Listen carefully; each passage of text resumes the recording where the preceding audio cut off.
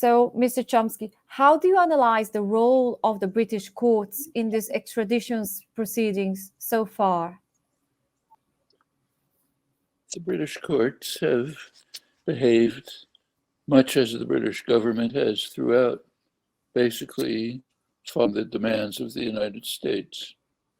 There is, if you want to get into the legalistic details, which I frankly don't think are very relevant, but if you want to get into them, then there is a question, technical question, about whether he's being charged with a political crime or whether he's being charged with a technical crime about using a password illegitimately and so on, which is what, of course, the lawyers will claim.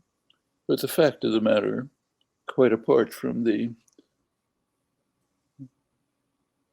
legal maneuverings, which are a cover for winning, the fact of the matter is he's being charged with the essence of the charge is that he released information that major newspapers used, but that the US government wants suppressed.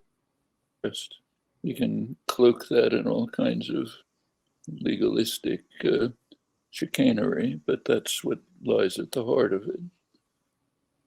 The British government had no justification for effectively imprisoning him for years in the Ecuadorian embassy.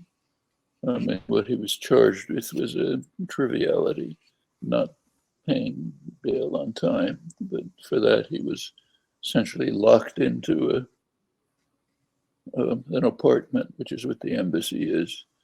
Couldn't go outside, surrounded by police.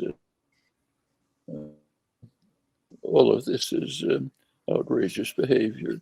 Being put in a top security prison is another outrage. The UN rapporteur on torture was quite correct to call it an administration of torture. So there's two levels on which you can do this.